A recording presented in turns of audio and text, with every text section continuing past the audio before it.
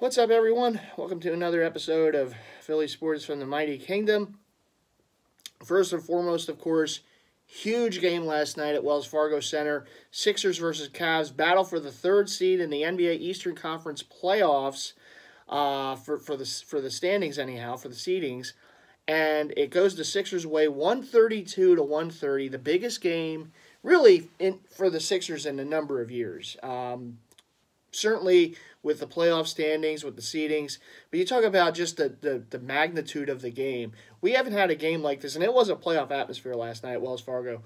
We haven't had a game like this for the Sixers since Allen Iverson was on the court. As far as magnitude, the bigness, the crowd, it was a tremendous atmosphere, and again, it goes the way of the Sixers by 2 points.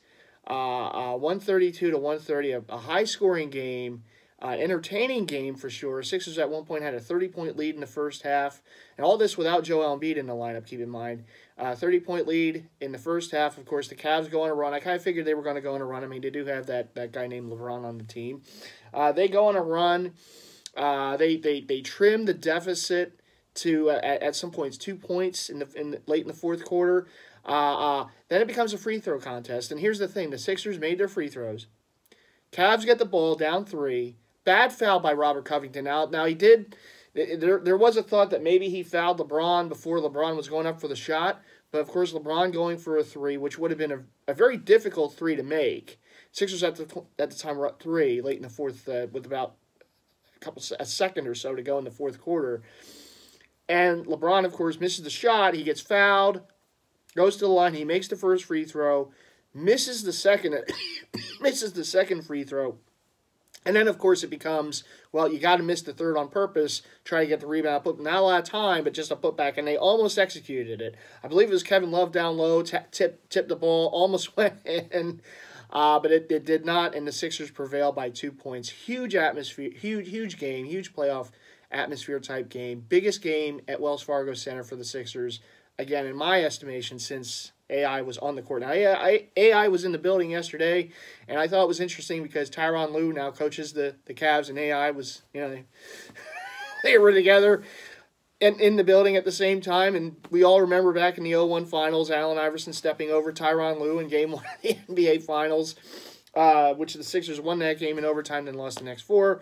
But I did find it kind of interesting that there's Tyronn Lue coaching the Cavs, and there's AI. Just in for the game.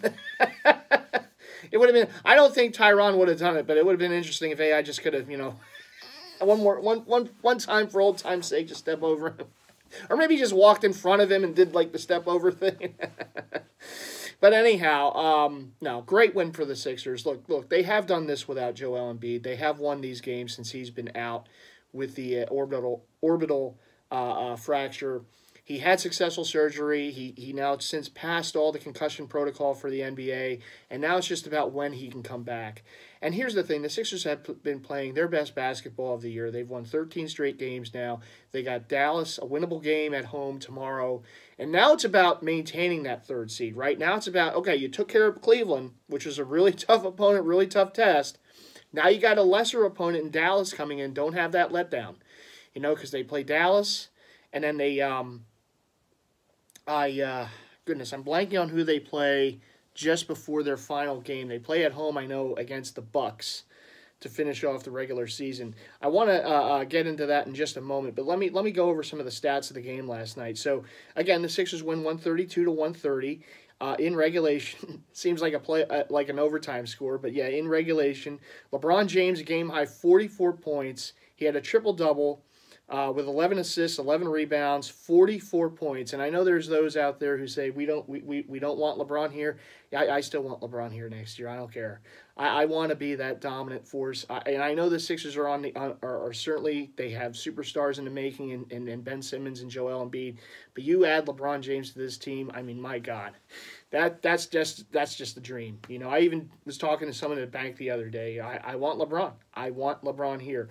And I know that there were people who were saying, well, look at this team. They're playing so well even without Joel Embiid. Maybe they don't need him in the playoffs. Yeah, you do. Did you see some of those drives that LeBron had yesterday? You think JoJo wouldn't have made a difference down low yesterday in a few of those situations? I'm just saying. I mean, I don't know. I'd rather see Joel Embiid down low than Ilyasova, who got posterized by LeBron yesterday. I'm just saying, it's a half-court game in the playoffs, and you have Joel Embiid on offense and defense. It just makes that much more of a difference. I know the Sixers are playing great right now, and to their credit, they have played awesome. But you still need Joel Embiid. Let's not forget, the guy's an all-star. He's going to be a superstar for many years to come. And the people who say you don't need Joel, maybe this team doesn't need Joel Embiid in the playoffs, the same people that say they don't want LeBron James. I don't know. I mean, if you were to take a poll and ask Sixers fans that if Michael Jordan became a free agent years ago when he was in his prime in Chicago and he wanted to come to the Sixers, how many Sixer fans would say, no, we don't need him? I don't know. Anyhow, Green had a nice game for the Cavs, too, 33 points. Leading the Sixers, of course, Ben Simmons, another triple-double. He gets 27 points. 15 rebounds, 13 assists. Great game by Ben Simmons in a big game. And you know what? It was neat to see Ben and LeBron kind of, have a bro moment there at the end of the game. Just say, hey, great, type of thing. And it's almost like Ben was saying, hey, you want to come here this next season? Come join us. But anyhow, yes, Ben Simmons with another triple-double. Great game by him. Great game by J.J. Redick. Led all Sixers scores with 28 points. And Ilyasova, 17 points in that posterized dunk by LeBron. 10 points for Markelle Fultz. And 23 for Marco Bellinelli, who had a big first half. And then, second half, not as great numbers, but certainly had a nice game overall. Sixers shot the ball really good from the free throw line, too. And,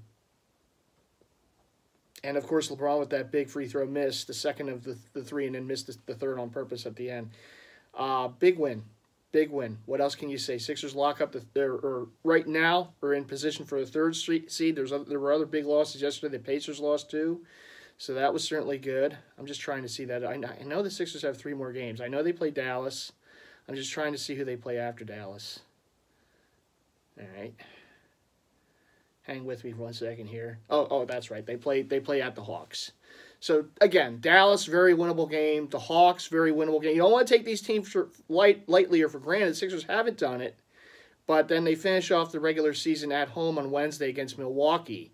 So definitely an interesting, rest of the season for the Sixers. If you think about really 3 winnable games, the Milwaukee game is here. I know the Bucks are a playoff team, but the game is here at Wells Fargo where the Sixers don't lose. So, very often. Just going to close that out for a second. So, yeah, great win for the Sixers last night. House was full at Wells Fargo. Great playoff atmosphere. Of course, the third seed kind of on the line there for both teams, and the Sixers grabbed it. And now they got to beat the Mavericks at home. They got to beat the Hawks in Atlanta, and then they got to beat Milwaukee. Now, the Hawks and Milwaukee, that's a back-to-back. And I believe the Cavs only have 2 more games, if I'm not mistaken, and I believe both of them are against the Knicks. So, yeah. Can't expect them to lose any games the rest of the way, unless the Knicks, hey, you never know, right? I know the Knicks beat the Heat last night in New York, so, anything's possible. But the Sixers have it in their hands to get that third seed. They just have to beat the Mavericks at home, the Hawks in Atlanta, and then Milwaukee at home to finish off the season. Can they do it? Sure. I mean, look, they've won 13 in a row. I mean, are they kind of due for a loss? Maybe. But if this team continues to play the way they played, I don't see any reason why they wouldn't win the last 3 games and get, just get that third seed, get that home court. And now with the news that Kyrie Irving is out for the playoffs for the Celtics, that limits their chances, I believe. Now you got Toronto who locked up the number 1 seed in the Eastern Conference playoffs last night. Boston would probably be the 2, and then the Sixers could be the 3. So you're looking at it as the possibilities are there. And I'm not going to put the cart before the horse here and say, oh, we're definitely going to be in the Eastern Finals, because in the playoffs anything can happen. But it makes your chances that much greater if the Sixers can take care of business in the next 3 games. Okay, they had a big emotional game last night. The big emotional win. Now you can't have a letdown tomorrow night. I believe it's an afternoon game against the Mavericks. And going forward, you got to stay on this level and just beat those teams you should beat to lock up that 3rd seed. It has been a great ride. It's been a great run. I can't be more happy for this team. They, after all those years of, like I said before, the ping pong palooza, we're finally, not only in the playoffs, but a chance to really do damage in the playoffs. Not just be there, not just be happy to be there. Sometimes you see teams that haven't been there for a long time. They're just happy to be there. They maybe they, win a round or lose the first round or whatever. Not just that, but to be there and to make noise in the playoffs with the Celtics situation, with the fact that the Cavs and look, they're still going to be a force in the playoffs as long as number 23 is playing there. Okay, that's still a very good team, but there's just something missing, with that Cavs team. And I know the obvious is Kyrie Irving, but there just is something missing with that team. And I know that they sometimes have looked like that even when they had the full roster, years past, and then they get to the playoffs and the switch gets turned. And it could very well happen again. But it just seems there's something not quite there with the Cavs this year. That they are beatable, they are ready to be had. All those years in a row going to the finals, it takes its toll. I mean, you see what's going on with the Warriors this year. It takes its toll. When you play that many games, that many seasons in a row, eventually it's going to take its toll. And this could be the year for the Cavs that they don't make it to the finals. But we'll see. The Sixers, look, I'm very excited for it. I'm proud with how this team has played. They've given us great basketball, even overcoming, we talked about a team who had to overcome some things to win a championship recently. But they have had to overcome some injuries. They've had to overcome, of course, when you're a young team, the mistakes that are made. They've given up big leads to lose games early in the season. Both the games against the Warriors, the game in London against the Celtics are 3 of the ones that come to mind. There were others too. The turnovers that they had, now they've cleaned that up a bit, and that's good to see. You certainly can't be turning the ball over left and right, particularly in the playoffs. That's going to kill you. So I love the way this team is playing right now. I love the way Brett Brown is coaching. I think he has everyone. All the switches he has turned have worked. This team is playing really well at the best time that you can play well, and it's great to see. So I'm real excited for the upcoming playoffs. I hope the Sixers can keep this 3 seed. Again, 3 games left. Home against Dallas, at Atlanta, the back-to-back at Atlanta, and then home against Milwaukee on Tuesday, Wednesday to end the regular season. And then we get to see who we play in the first round, and we get to talk about that first-round opponent, hopefully being the 3 seed with home court advantage locked up for possibly the first 2 rounds. We'll see. All right, so that's the Sixers from last night. Obviously, the big game today is on the ice. Of course, the Flyers host the New York Rangers in the season finale for the Flyers. Playoff positioning, playoff spot on the line. All the Flyers have to do is at least get this game to overtime today, and they will lock up a playoff seed. Now, I'd love to see them win today in regulation, not even have to worry about anything else. Just get off to a big lead and just coast. That's probably what's not going to happen because the Flyers have look, they have played well, but they have just been one of those heart in the throat type teams along this stretch here. They won a big game the other night against Carolina. Jake Voracek, the eventual game-winning goal. Just one of those back-and-forth type games. Elliott made his return. Brian Elliott made his return in net. He looked a little shaky at times, but at times he also made some big saves. So we'll see. It was kind of a mixed results for him. He probably will get the start again today. It's an afternoon. It's a 3 o'clock puck drop at Wells Fargo against the Rangers. And look, why I say it might not be an easy game is because, look, the Rangers are out of it. They have nothing to play for but pride. But they know this is a rivalry. This is a rivalry. Excuse me. And, I said this before the last game against the Rangers, that it's probably going to be close. Even though the Rangers are out of it, all they want to do is hurt the Flyers' chances to make the playoffs. And that was a tough game the last time these two teams played. So I expect another close game tonight, this afternoon rather. I believe the Flyers are going to win. I believe that they know that it's in their hands right now. All they have to do is get 1 point against a bad Rangers team to make the playoffs. But again, the Rangers' standpoint of it is they feel that this game they can come in here and help to knock the Flyers out of the playoffs. Now, if the Flyers do lose in regulation today, it's not guaranteed they won't be in the playoffs. Then we got to be fans of the Sabres and the Bruins because both of them play the Panthers. Now, the Panthers have to win both the next two games. The big reason why the Flyers won that game against the Hurricanes the other night is it made the magic number, if you will, 1. So that means either a Flyers win or point in an overtime situation or a Panther loss. The Flyers get into the playoffs. Even if the Panthers, win the next two games, as long as the Flyers get this game against the Rangers in overtime, they will be in the playoffs. Now the Panthers the other night, the same night the Flyers won, they beat the Bruins at home, so they helped themselves out there. They weren't eliminated that night. But if the Flyers do lose today in regulation, if the Panthers, now they have an easy one against the Sabres, but then after that they got to go to Boston, and that's going to be a tough game. And Boston does need the points, for playoff seeding reasons. So, they're going to be ready for that game. They already lost to the Panthers a couple nights ago. So we'll see how that goes. It's not out of the realm of possibility that even if the Flyers lose today, they're going to be out. Because, again, the Panthers, I would imagine they'll beat the Sabres, but we'll see. But then they got to go to Boston, a tough place to play, and get the 2 points there. But they have to win both games. It's not like, they go to overtime, they lose in a shootout or in overtime. They have to win both those games to get into the playoffs. So, I hope it doesn't come down to that, though. I hope the Flyers can at least get to overtime today, maybe win overtime. I want to see them win this game. It's not like I want to say, oh, we'll just get there in overtime and lose that wonderful shootout that I love so much.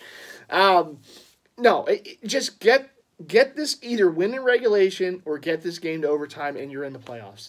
Take care of business on your home ice against a team that's not in the playoffs. It's a bad Rangers team. This is probably one of the worst years the Rangers have experienced in recent years.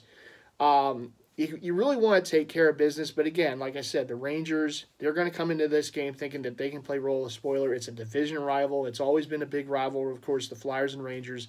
So it's not going to be an easy game by any stretch, although saying that now the Flyers are going to win like 5-1 or something. I hope so. I'd like to just sit down on the couch there and just enjoy the game and not have to be, the whole game like I was against Carolina the other night, or even how that game ended yesterday with the Sixers. But I expect it to be a close, hard-fought game. I think the Flyers are going to win. I do think they're going to take care of business and at least get this game to overtime, get that point, and make the playoffs their own way instead of having to hope that the Sabres or the Bruins can help us out.